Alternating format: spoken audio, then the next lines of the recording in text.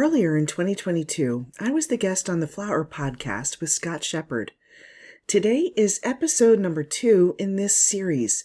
If you missed the first one, take a moment and go back to listen to it. We had a great time talking about all things business, flowers, and us as entrepreneurs. Over the next few episodes, I'm taking snippets from our talk and diving a bit deeper. Of course, if you want to listen to the whole episode, I encourage you to head over to the Flower Podcast and listen in. I've listed the link in the show notes. Today's snippet is really about setting yourself up for success. How often we need to take a step back in order to propel ourselves forward. Let's dive in. I mean, if you're unhappy and overwhelmed and stressed and can't see the end, the forest for the trees, right? Because look, I totally been there. And did I do everything right? Absolutely not. Did I have major setbacks? Absolutely. I've been through 3 recessions. Wow, I So didn't think about that, but you're right. Wow. yeah. So I think of it's possible, but it's only been in the last, I don't know, I'd say probably 5 or 6 years that I really started diving in more to high performance habits. What kind of habits do I need to be? One, to be a strong leader, to lead a team. What kind of habits do I need to have in order to be a, a creative, a designer, right? To be able to design and let that flow. Because we can get so caught up with, oh my gosh, okay, we've got how many events coming up and I need to order these flowers, and oh, they've gone up in price 3 times since the time I actually put in that proposal to someone. How do I deal with that? We start to lose our creative juice. So how do you deal with that?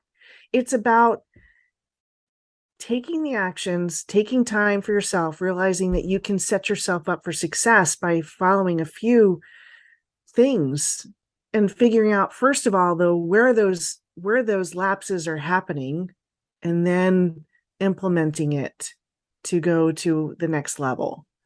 I think that's really what's difficult. And I think oftentimes we put ourselves in the situation, and that was one of my last podcasts was about too. Like when you get discouraged, you tend to start to see everything as bad. Right. And so I'm like, okay, separate yourself out. How can you re-energize yourself? And then let's look at the business. Let's look at the numbers. I don't know about you, but taking some time over the holidays is key to re-energizing yourself. I've been talking to a couple of clients and friends over the last week about what it's like at the end of the year and into the beginning of the year. For years, typically for me, every year between Christmas and New Year's, I was working on inventory. That's when everything went into high gear, and I didn't always get an opportunity to take time to re-energize. And then, immediately, I would realize I got to open up my calendar so I could take consultations for weddings after the 4th quarter engagements were happening. All the while planning for Valentine's Day, which would carry me through the end of the 1st quarter to get my year started off to a strong start. Within that first week and a half, I'd be ordering flowers, making sure I had all the lists from the wholesalers and growers for Valentine's Day. Phew, just thinking about it makes my heart beat faster. So many memories. I look back and I think of my first Valentine's Day after I purchased Bergerons. And oh boy, it was my first Valentine's Day in a retail location. And what a doozy it was. I might have to back up a moment to tell you about the purchase of Bergerons first. When I made the purchase in the summer of 1997, I inherited a mess. The person I bought it from had come out of retirement to take it back only 2 months before, because the people that had previously bought it from her had skipped out of town and left her with unpaid rent of several months, no vehicle, past due utilities. If you could think of a bad situation, this was one of them. So when I took the shop over, I had nothing to go on. My first Valentine's Day, 6 months after buying the shop. And I'm like, oh my gosh, I have no idea what to do. Honestly, I was going just on a whim of what it might look like, which wasn't easy. What am I going to do? What do I expect? How many roses do I order? How many other flowers? How many vases will I need? How much help will I need? How many deliveries might I have? How many can I do in one day? Will everyone get their delivery on Valentine's Day itself? Or how about if I offer specials for earlier in the week to get the delivery spaced out? Well, I can tell you, I made many decisions based around what I didn't know. When I bought Bergeron's, having a website to purchase online was just beginning out in the World Wide Web, and I didn't have that. At that time, it was imperative to be part of as many wire services as you could get so that you could get the opportunity to get the order and hopefully gain a new customer since you were delivering to them. You would use then those addresses to create a direct mailing list with snail mail, so you could do out postcards showing your specials. So I was mostly going on wire service orders, phone orders, and walk-in traffic. We were writing down orders on paper forms in triplicate so that you could have a copy for the driver to make the delivery and a copy for the bookkeeper, and you had the original one that you would use for designing. Every sale would be rung up on a cash register. So gathering email addresses wasn't even a thing yet. So when I look back at that and I go, okay, what did I do? I had no idea what to expect.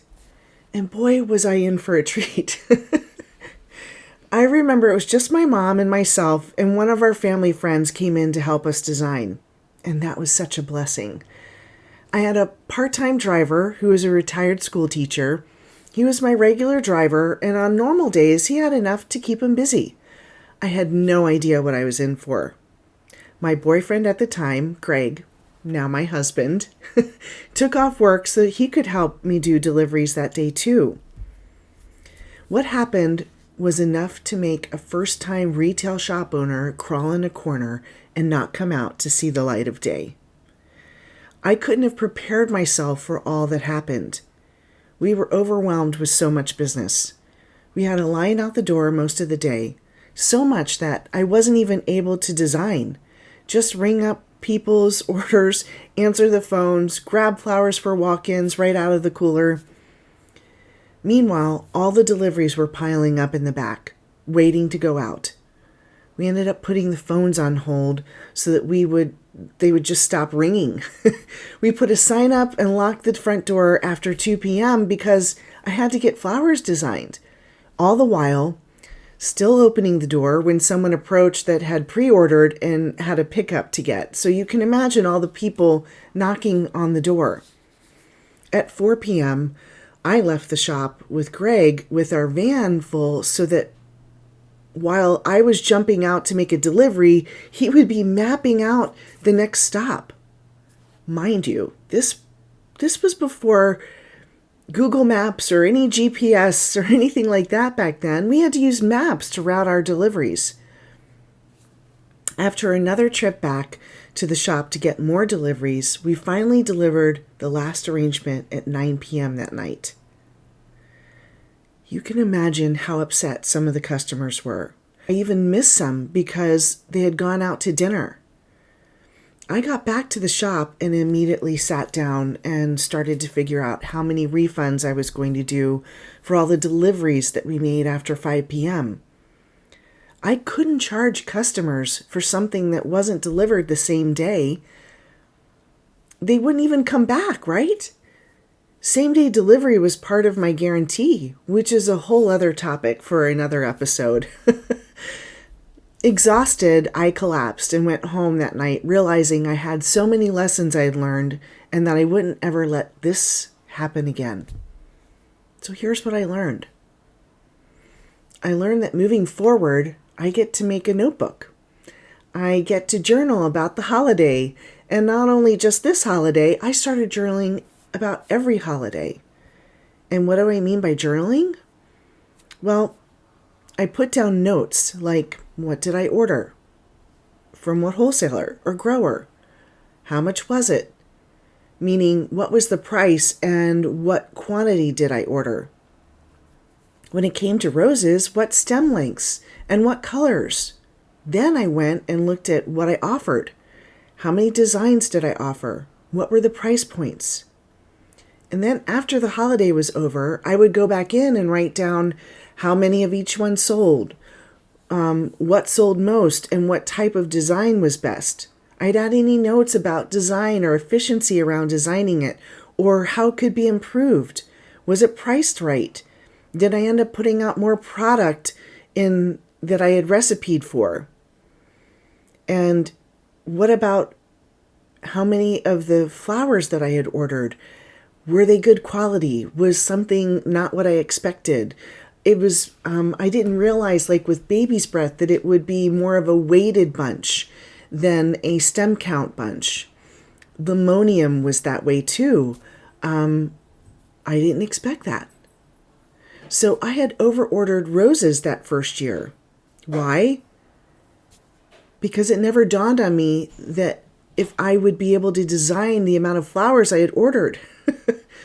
So there were notes around staffing. I also had not thought of if I'm ordering this many roses and other flowers, would I actually be able to design that much and put it out? How many people were working and what jobs did they do? Did I have enough staff for each job?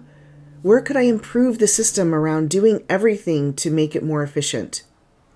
The good news, I remember I only had 3 unhappy customers when it came to something else other than our late deliveries that day. I can't remember specifically what they were. Maybe the roses didn't last, or maybe we didn't send the right thing, or maybe instead of sending 12 roses, we sent 11 because we miscounted in a hurry. You can bet every single one of the issues that came up that went into that notebook, and they were lessons that I learned from and implemented a system to correct it for future holidays. One of the other things I journaled was that depending on the day of the week that Valentine's fell on, my outcome, the sales, the deliveries, were all different. So looking back 25 years of having the retail shop, you can imagine the amount of notes that I took. I was able to figure out patterns of what worked and what didn't. I can tell you that I didn't make any profit that holiday. But you can bet in the future, I made all kinds of decisions around things that happened that week. And it gave me the opportunity to plan for holidays much sooner than last minute. I could take a step back to look at Valentine's Day, early fourth quarter of that previous year, so that I was ready in January to place those orders. I would take into consideration what was going on at the time. What is the economy like, or what day of the week is it falling on, and what kind of help will I need? These are all the things that I got to learn and put in place. It's crazy when I think about it. We have so much that goes on when we're working on our business, and things that often we think might be failures or might be terrible things that went wrong, or, oh my gosh, I have so much going on, I can't think straight. We get to go back and we start to realize that it's really lessons on how to do things better, how to be better at what we do, how to provide quality, how to provide value, and how can I be more efficient and bring more profit to my bottom line.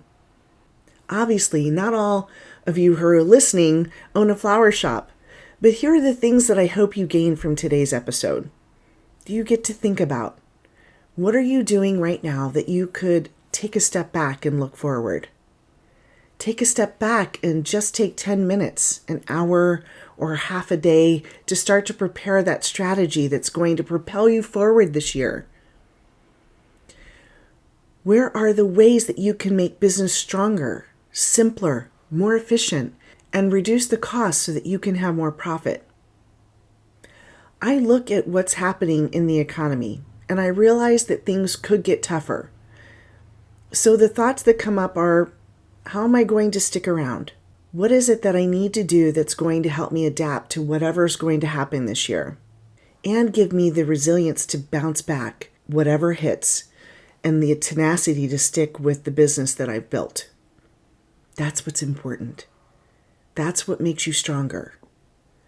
That's what makes you a strong boss, leader, entrepreneur. Let's do this together. Until next week, bye for now.